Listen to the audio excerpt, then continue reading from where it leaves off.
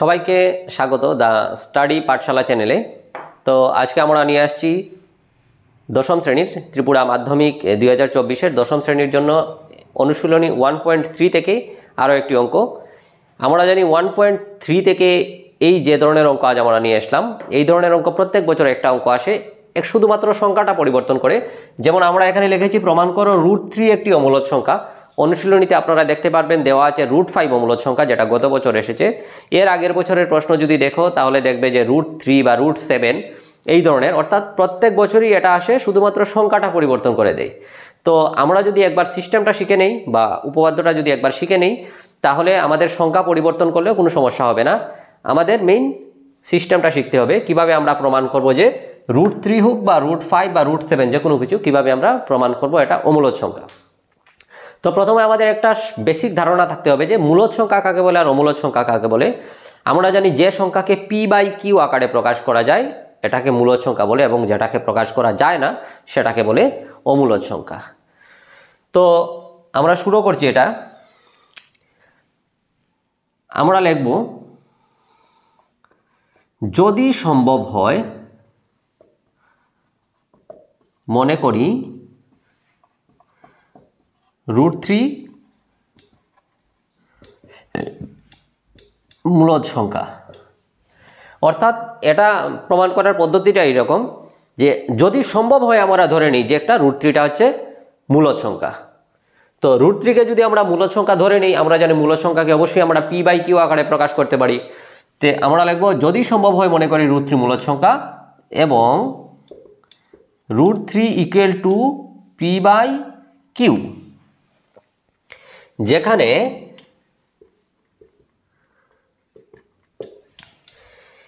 p ও q পরস্পর মৌলিক পূর্ণ সংখ্যা। পরস্পর মৌলিক পূর্ণ সংখ্যা ও q ≠ 0, অর্থাৎ q এর মান 0 হতে পারবে না। তো আমরা যদি সম্ভব হয় ধরে নিলাম √3 একটি মূলদ সংখ্যা এবং √3 = p/q, যেখানে √3 = p/q, যেখানে p ও q হচ্ছে পরস্পর মৌলিক পূর্ণ সংখ্যা এবং q ≠ 0। আমরা জানি পরস্পর মৌলিক পূর্ণ সংখ্যা কাকে বলে, যে সংখ্যা দ্বয়ের কোনো সাধারণ উৎপাদক থাকে না, এক ছাড়া কোনো সাধারণ উৎপাদক থাকে না, তাদেরকে আমরা বলি পরস্পর মৌলিক পূর্ণ সংখ্যা। তো আমরা পেলাম, সুতরাং √3 = p/q or √3² = p²/q², বা এটাকে আমরা p/q² দিলাম, পরের লাইনে আমরা করে নেব। or √3² অর্থাৎ আমরা জানি রুট স্কোয়ার কেটে এখানে থাকবে শুধু 3 = p²/q², or এটাকে যদি আমরা কোনাকুনি এভাবে গুণ করি তাহলে পাবো p² = 3q²। p² = 3q², এটা লেখার অর্থাৎ আমরা লিখব অর্থাৎ p² 3 দ্বারা বিভাজ্য। p² = 3q² যদি আমরা লিখতে পারি, অর্থাৎ যেহেতু q একটা পূর্ণ সংখ্যা, অর্থাৎ p যে সংখ্যাটা বা p² যে সংখ্যাটা সেটা 3 দ্বারা বিভাজ্য হবে। আমরা জানি কোনো সংখ্যার বর্গ যদি অপর কোনো সংখ্যা দ্বারা বিভাজ্য হয় তাহলে ওই সংখ্যাটাও উক্ত সংখ্যা দ্বারা বিভাজ্য হবে। তো যেহেতু p² সংখ্যাটা 3 দ্বারা বিভাজ্য, সুতরাং আমরা লিখতে পারবো যে p 3 দ্বারা বিভাজ্য হবে। তো এটাকে আমরা ধরে নিচ্ছি 1 নম্বর। আমরা পেলাম p সংখ্যাটা, p যে সংখ্যাটা আমরা ধরলাম এটা 3 দ্বারা বিভাজ্য। যেহেতু p 3 দ্বারা বিভাজ্য, সুতরাং আমরা p = 3s ধরে নিচ্ছি। p = ধরে নিলাম আমরা 3s, যেহেতু পি সংখ্যাটা 3 দ্বারা বিভাজ্য তাহলে পি ইকুয়াল টু 3s লিখতে পারবো, কারণ যেখানে s একটি পূর্ণ সংখ্যা, যেখানে s একটি পূর্ণ সংখ্যা, p ইকুয়াল টু 3s। এবার আমরা উভয় দিকে যদি বর্গ করি পাবো p square equal to 3s এর হোল স্কয়ার।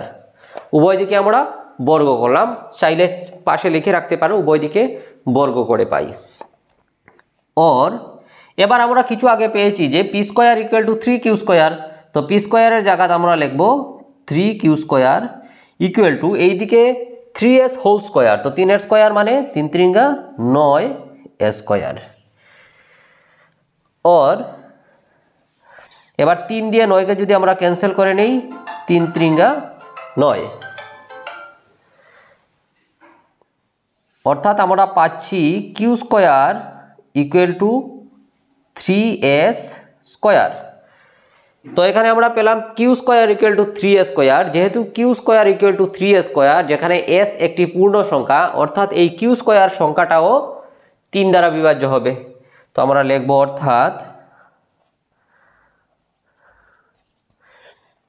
q স্কয়ার 3 দ্বারা বিভাজ্য, আর q স্কয়ার যেহেতু 3 দ্বারা বিভাজ্য সুতরাং আমরা লিখতে পারবো q 3 দ্বারা বিভাজ্য।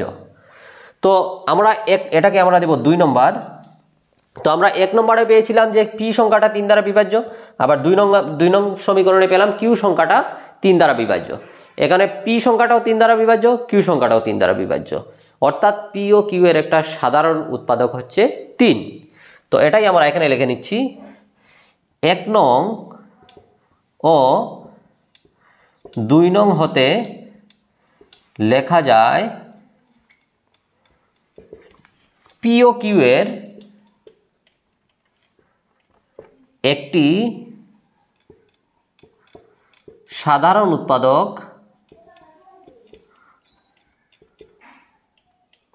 হচ্ছে 3।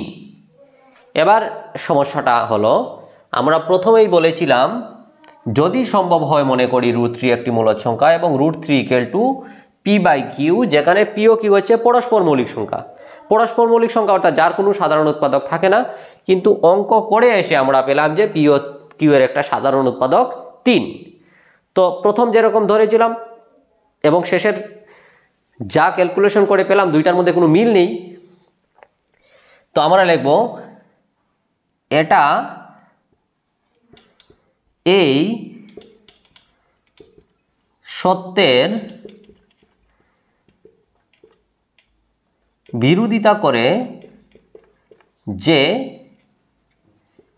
p ও q পরস্পর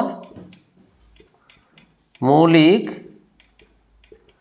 পূর্ণ সংখ্যা। অর্থাৎ আমরা যে p ও q পরস্পর মৌলিক পূর্ণ সংখ্যা ধরেছিলাম এই সত্যের বিরোধিতা করছে আমাদের 1 নং এবং 2 নং সমীকরণ থেকে যেটা পেলাম যে p ও q এর একটা সাধারণ উৎপাদক 3। অর্থাৎ আমাদের প্রথমেই ভুল হয়েছিল যে আমরা √3 কে মূলদ সংখ্যা ধরাটাই ছিল আমাদের ভুল।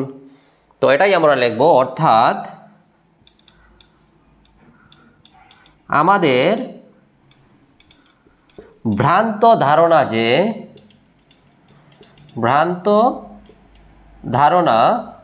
যে √3 মূলদ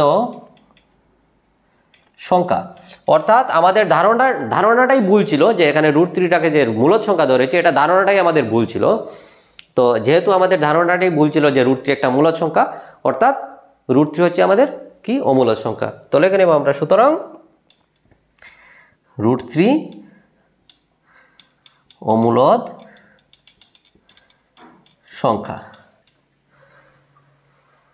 তো হয়ে গেল আমাদের প্রমাণিত।